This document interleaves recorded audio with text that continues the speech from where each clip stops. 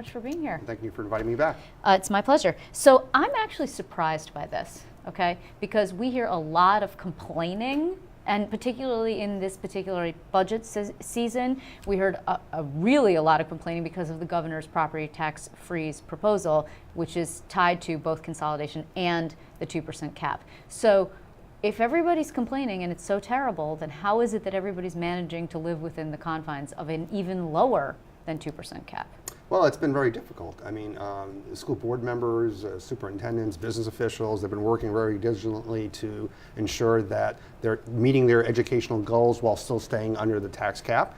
And the data shows that they have been, not only during the tax cap, but also before the tax cap was in place. Mm-hmm. When the recession hit, the Great Recession hit in 2007, 2008, you saw a decline in tax levies and budgets, and that continued under the tax cap. So even before the tax cap was officially in place, there was already an artificial tax cap that kept both budgets and levies lower than they had historically. Okay, but you have 99% of the 700 and change districts have submitted their information to the state controller, right? Yes, and 672. Okay, and almost all of them, 4% of the districts overrode the cap in 2013, 6% proposed an override in 2014, and yet, when speaking to various different people here and at the Capitol and out and about, everyone's crying poor. I mean, everyone's saying we can't do this, we need more money, the governor's trying to force consolidation of districts, he's trying to force us into poverty, et cetera, and yet they're doing it. Because the likelihood of succeeding in an override, the odds are against you.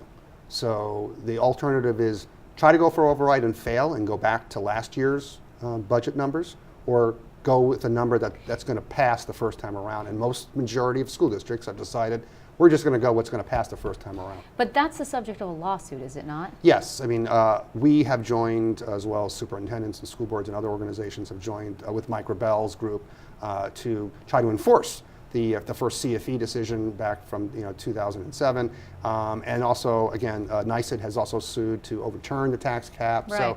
So there are various lawsuits out there trying to. Well, and there could be another one because we saw AQE and, AQE, yes. CFE go Yep. around the state and take a look at all the districts and how they're suffering, according to the advocates, under the the property tax cap and the education aid allocations. Despite the fact that it's been going up, you're still getting back to a point where you had faced major cuts. So you're barely making up the difference. We're still not where we were in 2007, 2008. So there's a lot of restoration that needs to be done. I mean, that's what we've been complaining about, is that there really was no new money in the governor's proposal. Right. It was a restoration of old money that was due to us from the GEA and money Cap for elimination, and just so people cap know what that elimination is. adjustment funds, and as well as money for reimbursables. Money that the school districts had spent last year that were being reimbursed. So there really was no new additional money.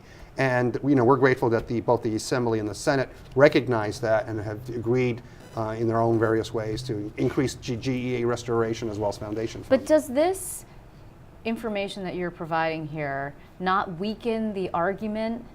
In other words, or on the flip side, make the argument of the governor stronger when he says all you have to do is tighten your belts and live within your means, and that's what families are doing, and that's what the state's doing, and that's what you have to do too, school districts, so stop complaining. Well, from the governor's standpoint, the tax cap is working. Right. It has continued to drive down budgets, levy increases, but at what cost? I mean, that's the question we have to be asking ourselves. At what cost has this been achieved? And the cost has been, educational insolvency, fiscal insolvency. School districts are scraping the barrel in terms of their fund balances. Our latest reports show that, school districts have laid off 10% of their workforce. Mm-hmm. NYSED's saying that they've lost 30,000 employees over the last 5 years.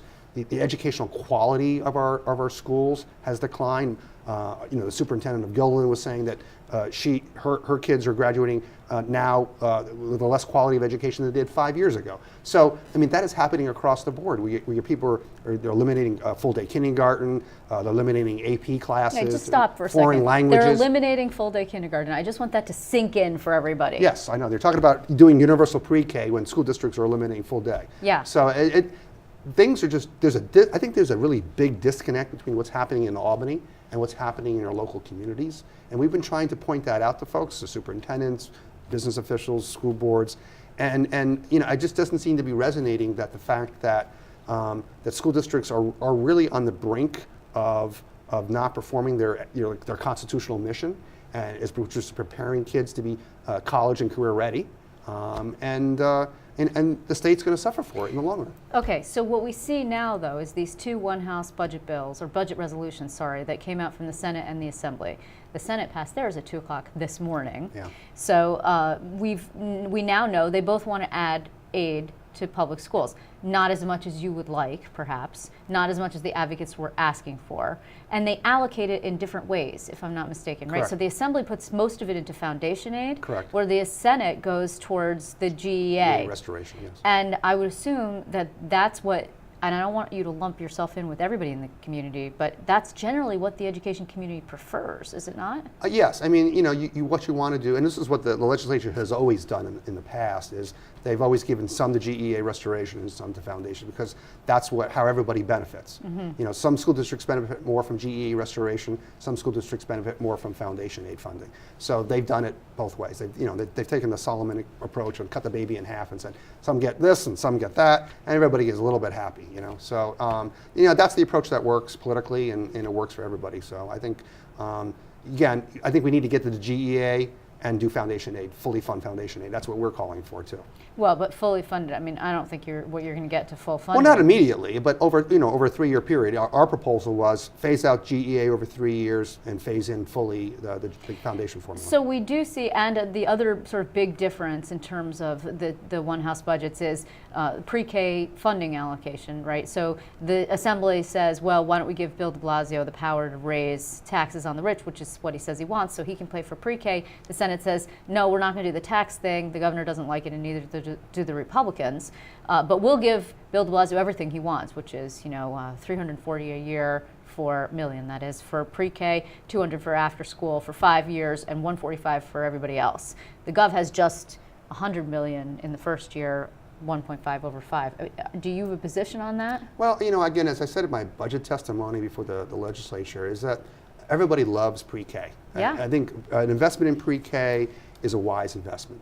But when you have limited resources, and the state is saying we have limited resources, do you really want to focus on pre-K when K-12 has been suffering so much?